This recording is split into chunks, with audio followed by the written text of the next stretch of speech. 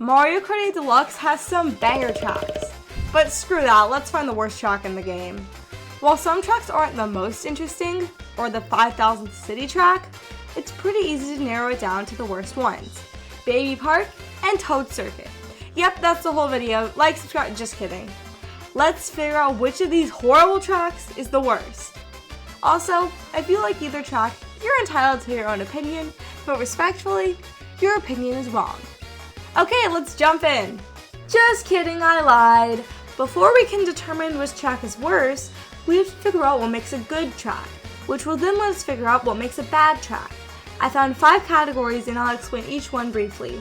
The layout is the track design, the gimmick is the thought behind the track, personality is how the track looks and feels, replayability is the track's ability to be replayed, especially important for retro tracks, difficulty is how easy or hard a track is. While there are other factors, I'll be going off of layout, gimmick, personality, replayability, and difficulty. Now that we know what's in a good track, let's analyze these factors in bad tracks. The layout has to be fun for the track to be fun. Let's have a look at Baby Park's layout. Wow, an oval. Super original. 1 out of 10. Let's look at Toad Circuit. It's a deformed rectangle with a circle. Slightly more creative. At least there's a glider and more off-road shortcuts. Still very boring though. 3 out of 10. The gimmick is the whole concept behind the track and how it's executed. Baby Park has an amazing idea. A track set in a theme park is really cool. However, instead of driving through a theme park, you're crammed into an oval where the whole idea is that it's so tiny that you have to do 7 laps. Great idea, horrible execution. 2 out of 10.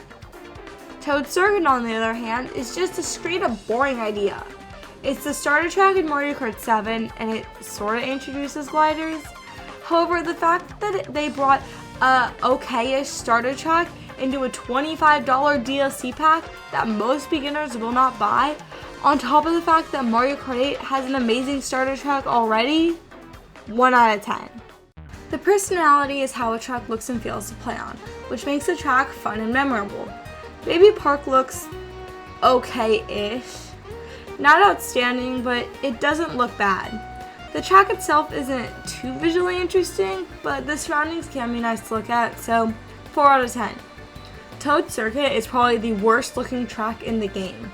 This was part of Nintendo's let's be lazy with the DLC phase, and it shows. There's nothing here.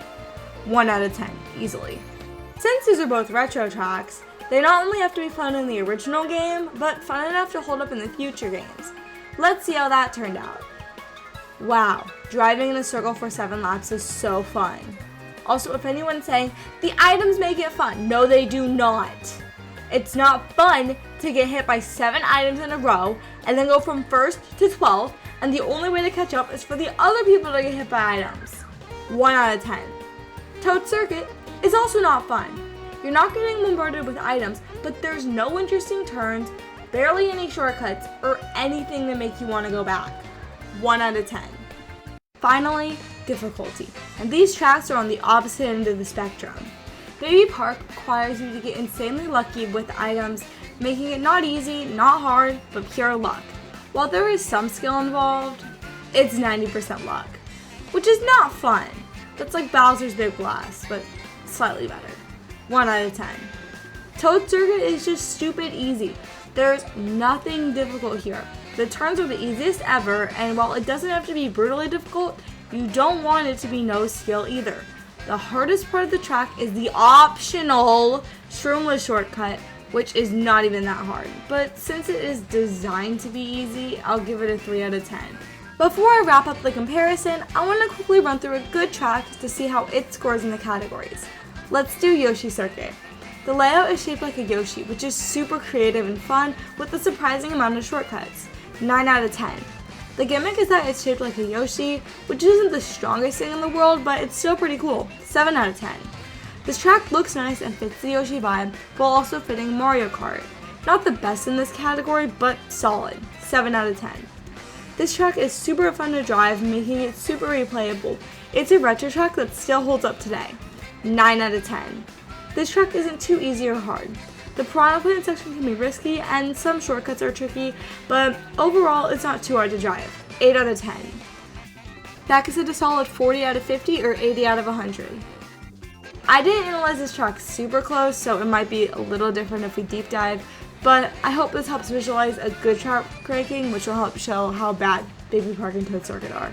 Now for the total scores. Baby Park got a score of 9 out of 50 or 18 out of 100, while Toad Circuit also got a score of 9 out of 50 or 18 out of 100, making the tracks tied for worst track. I promise that was not intentional. I feel like overall Toad Circuit's probably a tiny bit worse, but I think Baby Park is my least favorite, so yeah. It's really up to opinions though, so once again, it's fine to disagree with me, but just know that my opinions are right. Also, I'll do one race on Baby Park for every person that subscribes on this video in the next 2 weeks. Also, if I hit 1,000 subs before the Switch 2 releases, I'm doing a Q&A, so be sure to subscribe. Also, if you enjoyed, I'd appreciate a like, and considering you got this far, you probably enjoyed.